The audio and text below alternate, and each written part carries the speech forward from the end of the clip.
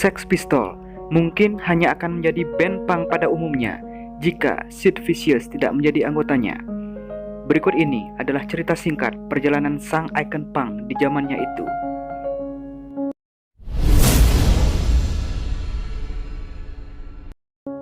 Sid Vicious lahir dengan nama John Simon Ritchie pada 10 Mei 1957 di London dari orang tua yang merupakan anggota pasukan pengamanan kerajaan Inggris.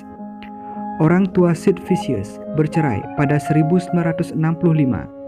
Sid Vicious bertemu dengan John Lydon alias Johnny Rotten yang kemudian menjadi anggota Sex Pistols, salah satu personel Sex Pistols, saat keduanya menjadi murid di Hackney Technical College pada 1973.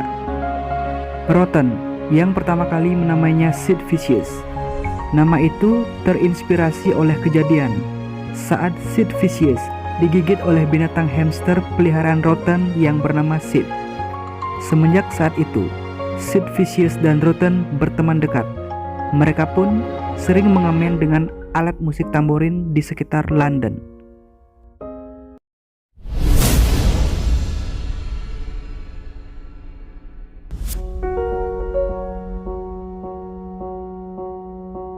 Sayangnya, pemuda berambut jigra itu tidak pernah lulus sekolah menengah atas. Ia menghabiskan kehidupan remajanya dengan mabuk-mabukan dan mencintai musik punk. Umur 17 tahun, Sid Vicious bertemu dengan Malcolm McLaren dan Vivienne Westwood di sebuah butik bernama Sex di London. Kebudayaan punk semakin dekat dengannya.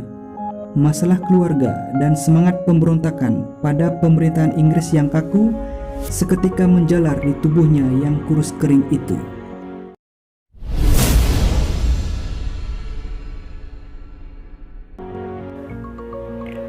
McLaren dan Westwood melihat potensi Sid Vicious untuk menghentikan Glenn Matlock, anggota dari band yang mereka bentuk pada 1975, Sex Pistols.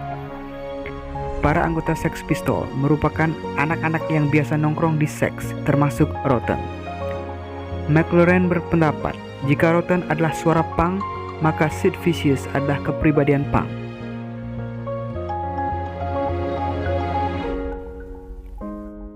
Penampilan Sid Vicious bersama Sex Pistols ialah di London pada 3 April 1977. Kemampuan bermain bass Sid Vicious sangat payah. Namun, McLaren memaksanya untuk terus tampil bersama Sex Pistols karena karismanya di atas panggung sangat menarik. McLaren lalu meminta Steve Jones untuk melakukan tugas ganda sebagai pemain gitar dan pemain bass untuk rekaman album perdana mereka, Nevermind the Bollocks, Here's the Sex Pistols. Kehidupan bebas Sid Vicious memaksanya untuk dirawat di rumah sakit akibat penyakit hepatitis. Salah satu yang rajin menjenguknya ialah Nancy Spungen, pelacur dan penari striptis asal Amerika yang juga penggemar berat Sex Pistols. Keduanya memutuskan berkencan.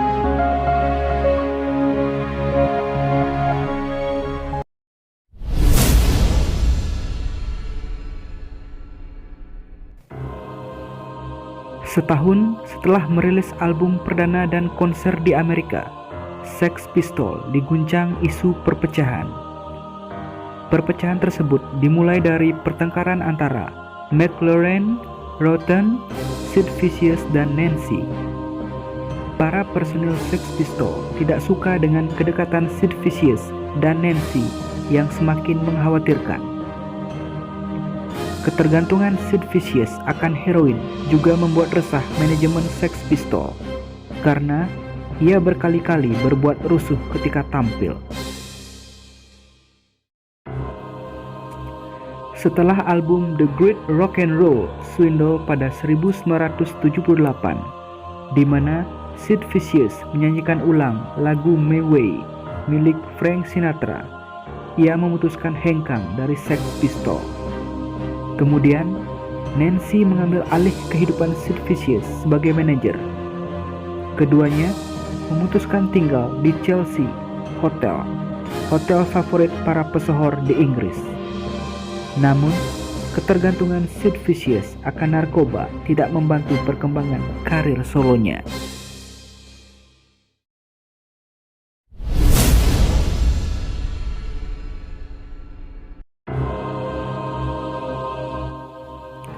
Tiba-tiba, Nancy ditemukan tewas pada 2 Oktober 1978. Ia ditemukan bermanikan darah di dalam kamar mandi kamarnya di Chelsea Hotel. Diduga, Nancy ditusuk oleh pisau oleh Sid Vicious. Ironisnya, pisau tersebut merupakan kado dari Nancy untuk Sid Vicious. Namun, Sid juga ditemukan tidak sadarkan diri di lorong hotel akibat pengaruh narkoba. Ketika ditanya pihak berwajib, ia mengaku tidak tahu bagaimana pembunuhan itu bisa terjadi. Tapi, Vicious tetap dikenai tuduhan pembunuhan berencana, meski beberapa hari kemudian ia bebas dengan jaminan. Keluar dari penjara pada 1979, Sid Vicious tetap menggunakan narkoba dan beberapa kali melakukan percobaan bunuh diri. Hingga dalam pesta yang diadakan di rumah aktris Michelle Robinson di New York pada 2 Februari 1979, Sid Vicious ditemukan tidak bernyawa karena overdosis heroin di usianya yang baru 21 tahun. Nasib Sid Vicious memang tidak berakhir manis, tapi jalan hidupnya bersama Sex Pistols dan Nancy menjadi sejarah kelam dalam dunia punk yang tidak terlupakan.